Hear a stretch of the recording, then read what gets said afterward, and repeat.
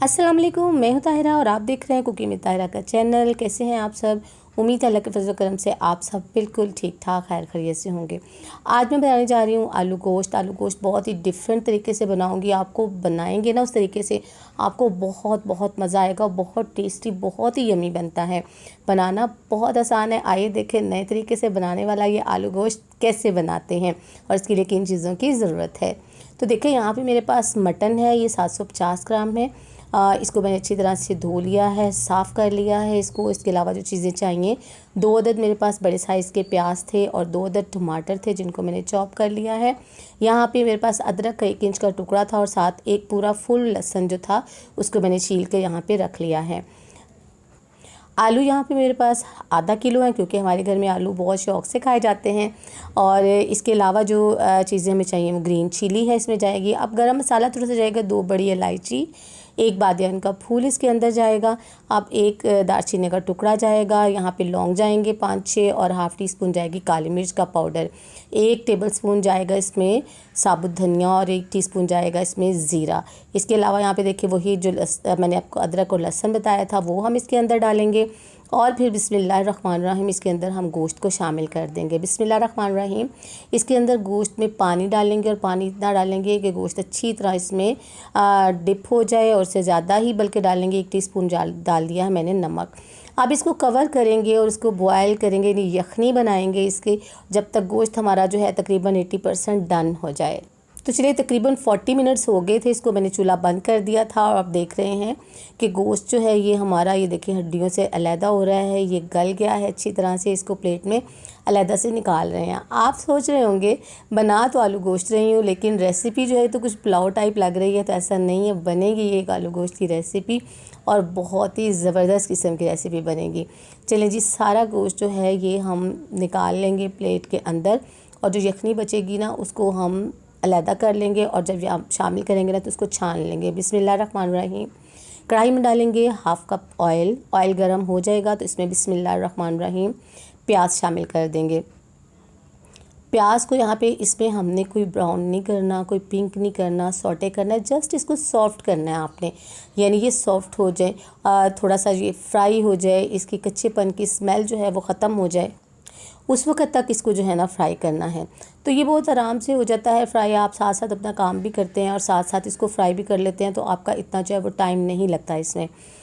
ये इतने इजी जो है वो बनने वाली रेसिपी है। तो देखिए इसको इसी तरह जो है वो मीडियम फ्लेम के ऊपर मैं फ्राई करती जा रही हूँ। तो आप देख रहे हैं कि ये अच्छी तरह से, ये देखिए सौटे हो गया है, सॉफ्ट हो गया है, ये इसका जो है वो कच्चापन ख़त्म हो गया इसके अंदर से। अब बिस्मिल्लाहिर्रहमानिर्रहीम इसके अंदर मैं शामिल कर दूँगी जो मैंने लहसुन और अदरक आपको बताया था वो। आप कह रहे होंगे प्याज भी जो है ये साबित डाल रहे हैं और अदरक भी और लहसुन भी, तो ये शोरबा तो बहुत ही अजीब तरह का बनने वाला है। तो बिल्कुल नहीं, शोरबे में आपको कहीं प्याज नज़र नहीं आएगा। फ्रेंड्स, अगर आप मेरे चैनल पर नए हैं तो मेरे चैनल को सब्सक्राइब कीजिए, बेल आइकन प्रेस कीजिए ताकि मेरी नई वीडियो की नोटिफिकेशन आपको फ़ौरन मिले। रेसिपी पसंद आए लाइक कीजिए, दोस्तों में फैमिली मेम्बर में शेयर कीजिए ताकि दूसरों तक भी ये नई नई रेसिपी मिलती रहें और वो आपको दुआएँ देते रहें।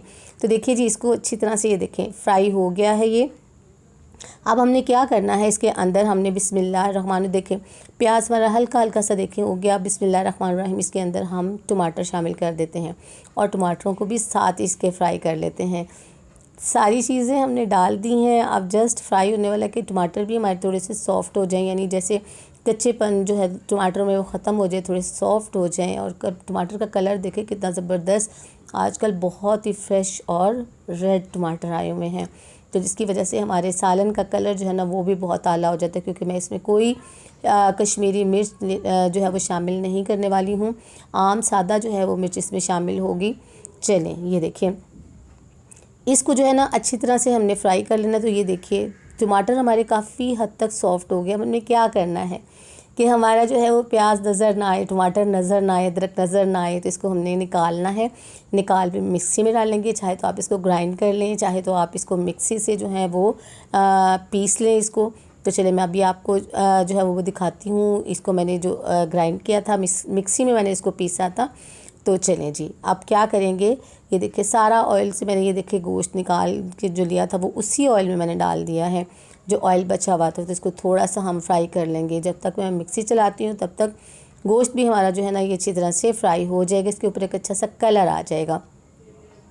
अच्छा, गोश्त क्योंकि हमारा गला हुआ है, आपने बहुत ज़्यादा इसमें चम्मच नहीं चलाना कि सारी बोटियाँ जो हैं वो टूट जाएं और जब आप खाने के लिए रखें तो आपको आलू गोश्त नज़र ना आए, बल्कि आपको लगे कि पता नहीं ये कुछ गोश्त टाइप चीज़ तो है, लेकिन बहरहाल वो नहीं है। तो ये देखिए यहाँ पे मैंने पेस्ट उसका बना लिया है, जो हमने फ्राई मसाला किया था और वो इसके अंदर शामिल कर दिया है।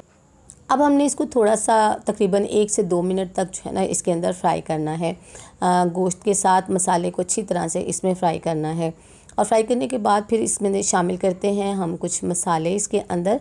तो यहाँ पे मैं डालूँगी 1.5 टीस्पून इसके जाएगा सुर्ख मिर्च, या आप अपनी मर्ज़ी से भी मिर्च एडजस्ट कर सकते हैं, ठीक है।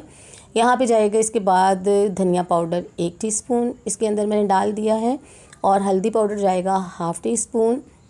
यहाँ पे नमक जो है वो मैंने 1/2 टीस्पून यूज़ करने लगी हूँ, क्योंकि पहले 1 टीस्पून मैंने यूज़ किया था, और फिर भी अगर आपको लगे कि ये कम है तो आप इसमें और शामिल कर सकते हैं। अब इसकी अच्छी तरह से भुनाई कर लेंगे।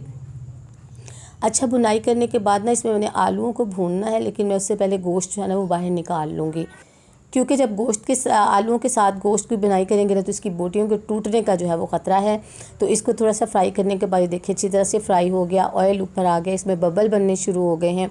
तो अब ये गोश्त जो है ना ये मैं निकाल लूँगी और निकाल के किसी प्लेट में जो है वो डाल दूँगी, ठीक है। बिस्मिल्लाहिर्रहमानिर्रहीम। और बाकी जो मसाला हमारा बचा हुआ है ना उसके अंदर मैं आलूओं को फ्राई कर लूँगी। अगर आप समझ रहे हैं कि गोश्त अभी इतना है कि आलूओं के साथ गल के ठीक हो जाएगा, तो फिर आपको निकालने की बिल्कुल ज़रूरत नहीं है। लेकिन ये गोश्त अच्छा था और ये तकरीबन आधे घंटे में ये अच्छी तरह से गल गया है, बिस्मिल्लाहिर्रहमानिर्रहीम, इसलिए मैंने इसको निकाल दिया है। और आलू इसमें डाल के अब आलूओं की अच्छी तरह से बुनाई करनी है, और बुनाई करने के बाद हम गोश्त दोबारा इसमें शामिल करेंगे और फिर बताऊँगी आगे क्या करना है। आपने देखा, मैंने आपसे कहा था कि मैं इसमें कोई कश्मीरी मिर्च वगैरह यूज़ नहीं करने वाली। हम रेगुलर जो है वो मिर्च मैंने यूज़ की है, तो इसका कलर देखें कितना ज़बरदस्त आया है। तो देखिए आलू हमारे तकरीबन मैंने 3 से 4 मिनट तक अच्छी तरह इसमें भून लिए हैं। बिस्मिल्लाहिर्रहमानिर्रहीम। अब भुना हुआ गोश्त जो था वो इसके अंदर शामिल कर देते हैं, थोड़ा सा इसको मिक्स करते हैं और फिर इसमें जो यखनी हमने निकाली थी ना वो इसमें शामिल कर देंगे। तो देखा, यखनी हमारी काम आ गई। अब होगा ये कि यखनी क्योंकि हमारी बनी हुई है, पकी हुई है, बिल्कुल रेडी है, वो इसके अंदर जो है उन शामिल कर दी है। और इसके बाद आपको उतनी देर तक पकाना है कि जितनी ग्रेवी आपको चाहिए, जितना शोरबा आपको चाहिए। अगर आप चावल के साथ बना रहे हो तो ज़ाहिर थोड़ा सा ज़्यादा चाहिए, और अगर आपने रोटी के साथ खाना है तो आपने थोड़ा सा गाढ़ा शोरबा चाहिए। तो आपको जिस तरह का भी चाहिए वो आप कर लें। इसको एक दफ़ा मिक्स करेंगे और कवर करके पकाएंगे जब तक आलू ना गल जाए। चलिए जी, तकरीबन 20 मिनट हो गए हैं इसको पकते हुए। खुशबू इतनी आला आई है कि बस बहुत ही मज़े की खुशबू आई है। आप देख रहे हैं कि शोरबा भी हमारा ये भी ठंडा ना गर्म है ना, जब ठंडा होगा तो ये थोड़ा और गाढ़ा हो जाएगा। तो हमने चावलों के साथ यूज़ करना है, तो मैं इसको जो है वो इतना ही रखूँगी। देखते हैं कि आलू हमारे गले हैं या कि अभी नहीं गले। आलू हमारे अच्छी तरह से देखे गल गए हैं। अब हमने अपने इस सालन को फ्लेवरफुल बनाना है, तो उसके लिए बिस्मिल्लाहिर्रहमानिर्रहीम 1 टीस्पून जो है कसूरी मेथी इसके ऊपर जो है वो छिड़क देंगे। साथ ही इसमें सब्ज़ मिर्चें और धनिया जो है उसको जो है वो हम डाल देंगे, और फिर इसको 5 मिनट के लिए बिल्कुल लो फ्लेम पे दम रखेंगे, और फिर मैं दिखाऊंगी आपको इसकी फ़ाइनल लुक ये कैसे लग रहे हैं। लीजिए जी, रेडी हो गई फ़ाइनल लुक। चावलों के साथ खाएं, रोटी के साथ खाएं, पराठे के साथ खाएं, जिसके साथ आपका दिल चाहता है खाएं। बहुत ही यम्मी मज़े के और टेस्टी आलू गोश्त जो है वो बिल्कुल रेडी है। ट्राई ज़रूर कीजिएगा। और कैसी लगी आपको आज की रेसिपी, अपना फीडबैक ज़रूर दीजिएगा। दुआओं में याद रखिएगा, अपना बहुत सा ख्याल रखिएगा। अल्लाह ताला आपको ज़िंदगी की तमाम नेमतें, तमाम खुशियाँ अता फ़रमाए। आपकी ज़िंदगी में कोई दुख, कोई गम, कोई परेशानी कभी भी ना आए। आमीन सुम्मा आमीन। नेक्स्ट वीडियो तक के लिए ताहिरा को इजाज़त दीजिए। अल्लाह हाफिज़।